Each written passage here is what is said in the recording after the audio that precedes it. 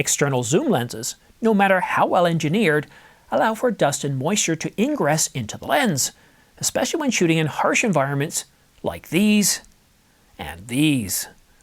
Canon had to develop an innovation to significantly reduce the risk of dust and moisture ingress while allowing for a smoother zoom. How? Well, I'll break it down step by step, but if you're serious about staying up to date on the latest camera gear, do me a favor and hit that subscribe button. It not only helps this channel grow, but it keeps you in the loop. In Canon's patent application, JP 2025-075822, filed on October the 31st, 2023, and published on May the 15th, 2025, Canon claims to provide a lens apparatus capable of generating a stable elastic force at the time of the relative movement between the pair of cylindrical members and improving the drip-proof performance. And that's why a lot of people don't like these external zooms, because as you expand and then contract, zoom in and zoom out, especially in dusty or moist areas, dust and moisture can settle on it. And then when you bring it back in, well, that dust and moisture can ingress into the lens where it can do some real damage, and nobody likes that.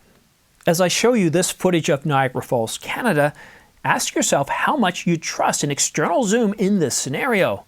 These older designs, like the 24-105 f4, seal these gaps using rubber fins or raised bumps on flexible seals. But here's the catch. The elastic material often vary in shape and stiffness, and that leads to inconsistent sealing. And it can also make that zooming feel stiff or unpredictable. And even after I finished filming on the boat, and I was using the 24-105 f4, it was a hot day. It was a summer day. And I got up, and once I got out of the boat, one of the first things I did was I zoomed all the way out, and I wanted to see what water was on here, because it was coming down very, very hard. And there was water on here, so I got it all off. Guess what I did? I brought it back in, and I zoomed all the way out again. I did that repeatedly for about 2 minutes, getting the moisture off. And thankfully, based on the operation to today, and that was 2 years ago, it doesn't appear I've caused any damage to this lens. And you might be saying, well then Simon, why not go ahead and buy the 24-105 f2.8? And that's a good point. But this is very light, it's very small, it's very compact. When I travel, I'm easily able to put this in the carry-on, the bag that you can put at your feet. I can put this, along with a 100 to 500 millimeter and a 50 millimeter f1.4 or 1.2, and you know what? It fits perfectly. But the 24-105 f2.8, it's not an internal zoom. It's big, it's heavier, and I'm left with a choice. I can either take the 100 to 500 millimeter or the 24-105 f2.8, and that's not a choice I want to make. So the big question you might be asking is, well, Simon, how has Canon solved this problem? Canon's introduced a new sealing system made of a flat, flexible, elastic member. The lens uses two cylindrical tubes, an inner tube, 103, and an outer tube, 105. They slide past each other when you zoom. A thin fabric sheet is then glued inside the outer tube, or the outside of the inner one. This sheet includes a sticky side, 106A, that stays in place, and a water-repellent coating side, 106B, that's responsible for keeping the moisture out. Then we have a small bulge or ridge that's built into the tube where the sheet makes contact. The bump presses into the seal just enough to keep the water out, all without making the zooming harder. The sealing sheet is then folded into an L shape to hug the opening. Small cuts, 106D, in the material let it bend neatly. The sheet doesn't wrap around the bump's joint, which avoids friction and snagging during movement. And yes, I did find the language there to be a little bit suggestive. I'm not an engineer, I don't come up with this terminology, but the one thing that did come to mind as I was researching this patent application, and that's one of those old red-green shows where they use an awful lot of duct tape to solve problems. And I think that maybe one of the engineers, while watching an old rerun of the red-green show, kind of got the idea from that, because there's a certain duct tape-esque to this solution. Well, granted, it is sophisticated, it is smart, it has all the right calculations, but I can see the inspiration in, how shall we say, one of those red-green episodes. We've duct taped the spare tire right onto the flat there. Of course now, this is only temporary unless it works. The value proposition isn't too hard to figure out here. Better weather protection. It keeps your lens safe from rain and dust, especially when zooming in conditions like this.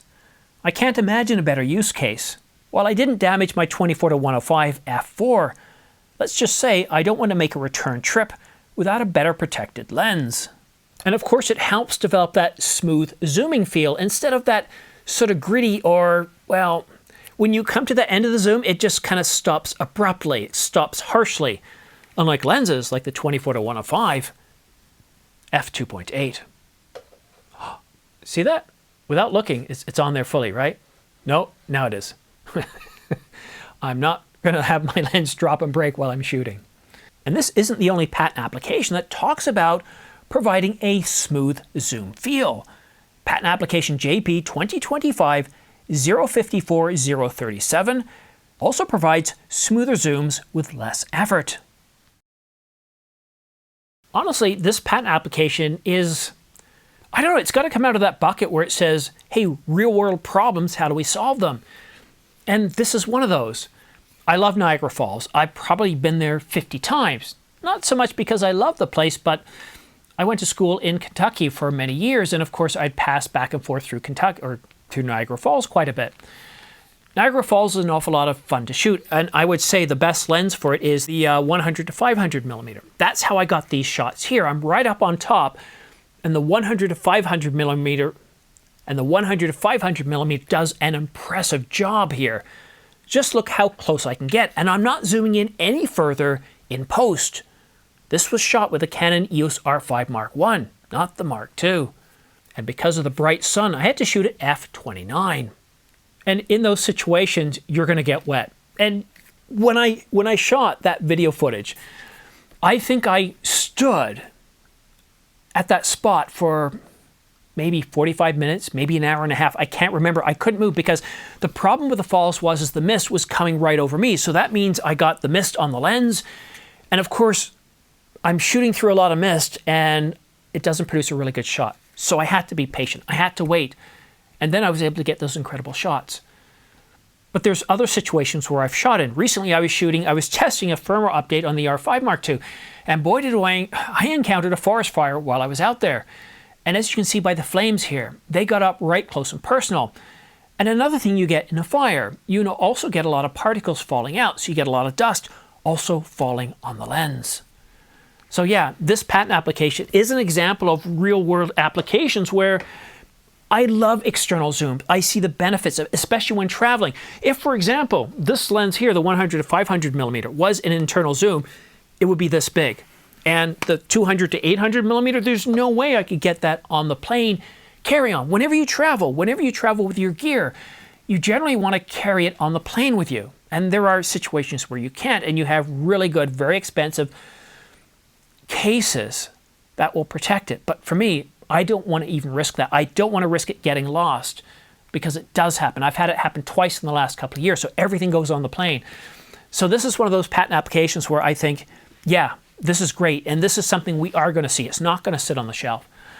I see a lot of comments where people are saying, you know what, we don't need 16K video. We don't need 70 frames per second. We don't need 20 stops of stabilization, 50 stops of dynamic range. And I know I'm being a little ridiculous here, but the reason I'm blowing that up a little bit is because when it comes to our cameras, for example, the R5 Mark III, I'm not looking for a lot of bold specs, but what I would like to see is improvements in the autofocus system and how the components work together. In zoom lenses, having a printed circuit ribbon that will break over time or fall apart, become brittle. I'm looking for capabilities that make my life easier. And I think that's a big deal, to make our devices more rugged, that can shoot in not just 100 degrees or 40 degrees Celsius, but even higher, that can also shoot in sub-zero temperatures, below 0 degrees Celsius or 32 degrees Fahrenheit, down to -20, -40. Maybe, and I joked about this when I did an April Fool's on the R1, but to have some sort of internal heating for those really cold conditions. What do you think? let me know in the comments section down below. But a big thanks for watching this video to the very end, and a big thanks for using my affiliate links, especially for those of you that pre-ordered the Mavic 4 Pro just a couple of days ago. It's very much appreciated. I don't do sponsorship ads, so a lot of how we keep the channel running, keeping the lights on literally, is through the affiliate links. So a big thanks to those of you that have done it in the past.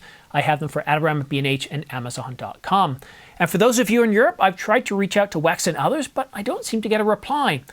Makes me think I'm not talking to the right people. If you know anybody in the know in those places, let them know I'm trying to reach out. But that's it for now. Have yourself a great day. Thank you so much for watching, and we'll see you again soon. End of third video. Are we less than 45 minutes? Yep, 44 minutes.